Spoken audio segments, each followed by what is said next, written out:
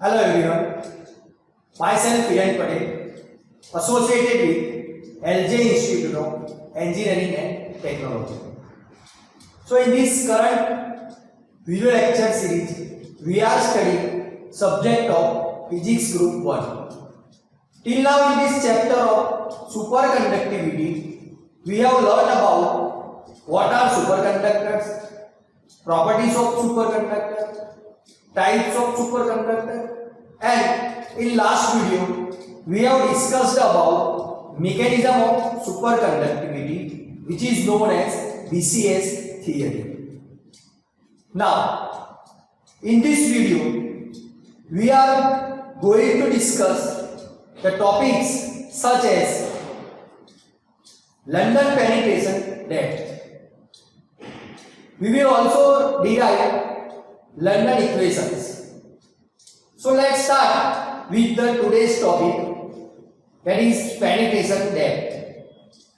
So it is a concept proposed by London brothers in the year 1935 that describe the Meissner effect and zero resistivity by adding the two conditions E is equal to 0 and D equal to 0 to the Maxwell's electromagnetic equation, where we can say that E stands for electric field and B stands for magnetic field.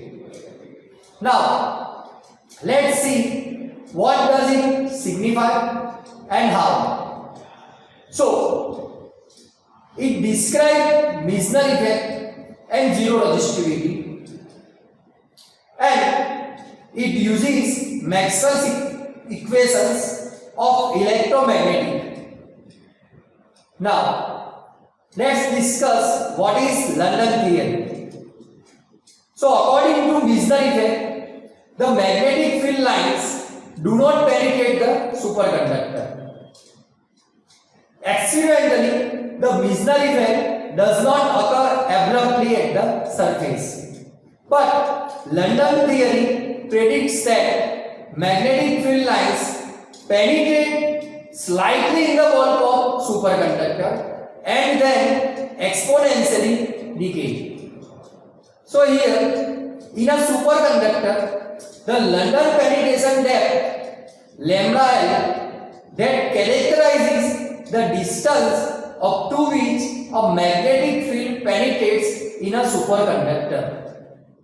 Or we can say that the exponential decay of magnetic field at the interior surface of superconductor, which is Bx is equals to d0 into e raised to minus x upon lambda n, where x stands for distance inside the superconductor surface, where d0 stands for magnetic field at the surface, and lambda n stands for penetration depth. So here again, London penetration depth characterizes the distance up to which the magnetic field penetrates into the superconductor.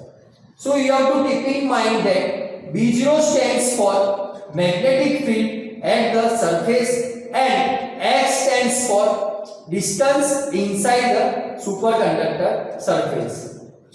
Now lambda L is the distance across which magnetic field becomes E time bigger.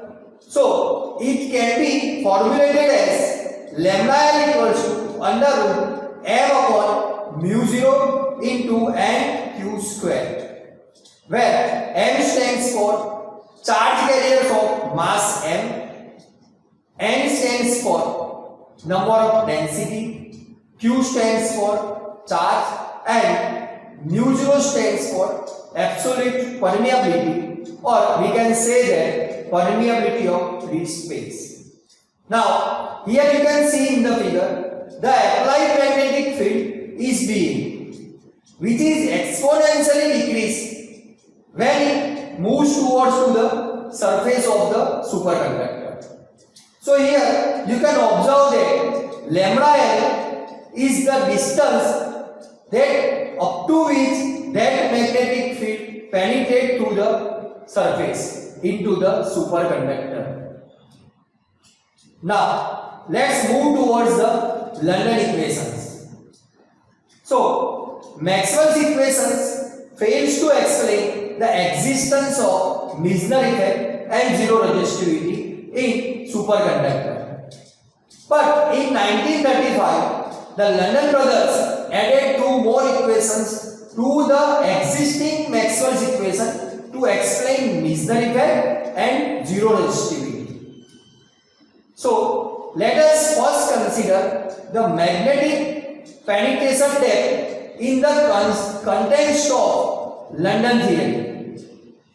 So if a magnetic field is applied to a superconductor which is initially in zero field, the magnetic field is a function of time. So now, according to the Maxwell equation, the time varying magnetic field gives rise to an electric field. That formula is given by del cross E equals to minus 1 by C del B by dt.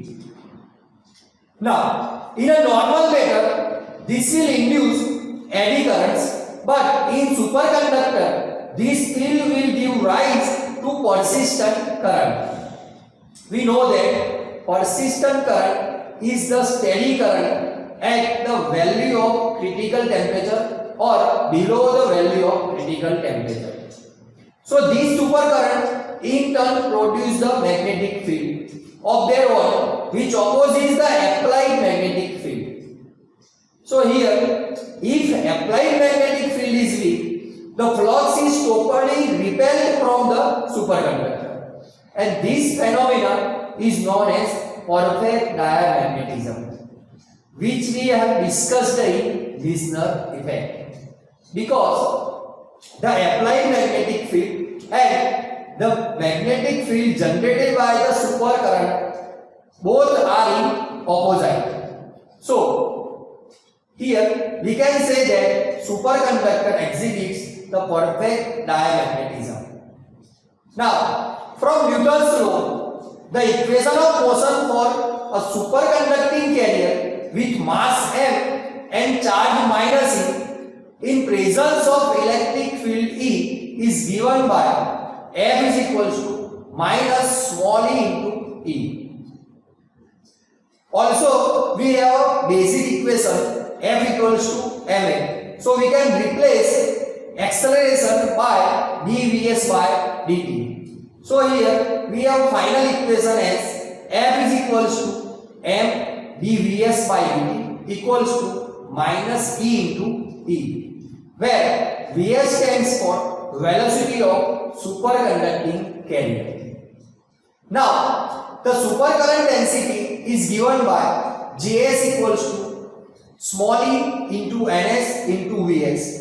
But here we have considered the minus e. That's why we have replaced minus e in place of e. Here in this equation, this is the basic equation of the current density. Here ns represents the density of superconducting carrier.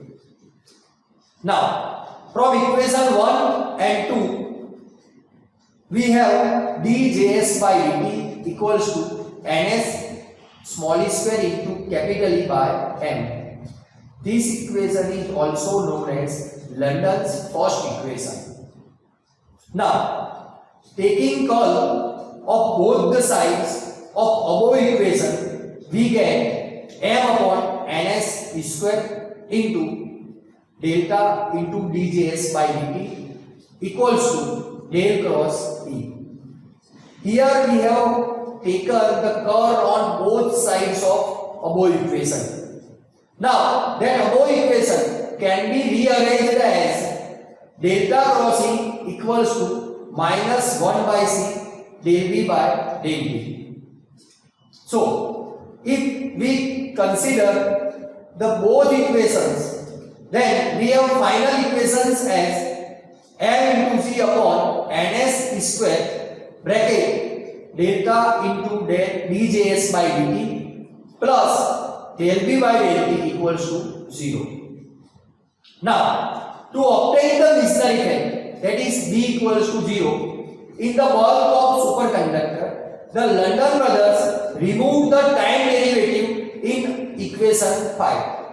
So above equation, if we remove the time derivative, then we have the equation as m into c upon ns square bracket delta into js plus b equals to 0.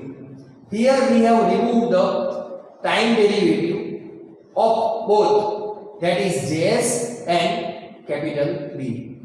Now we have the second equation, and that equation is also known as London's second equation. Now the supercurrent density is related to the magnetic field D by another Maxwell equation as Js equals to C by 4 pi into delta cross B. So this equation substitute in above equation, then we get m into c upon ns into e square equals to delta cross c by 4 pi into delta cross b plus b equals to 0. So we have m into c square by 4 pi into ns into e square delta cross b plus b equals to 0. So if we consider that lambda L square equals to m into c square by 4 pi into ns square, then that lambda L stands for London penetration depth. And from above equation, we can say that penetration depth is proportional to the superfluid density. So this is about the London penetration depth and the London equations. Again I repeat, the maximum distance up to which the magnetic field penetrates to the surface of superconductor is known as penetration depth. So we have derived the equations of London penetration depth. Now in next video we will learn the applications of superconductivity in various fields and also Josephson junctions. So the applications are magnetic levitation, squid, and there are various applications of superconducting industries. So that's it for today's session. Thanks for watching.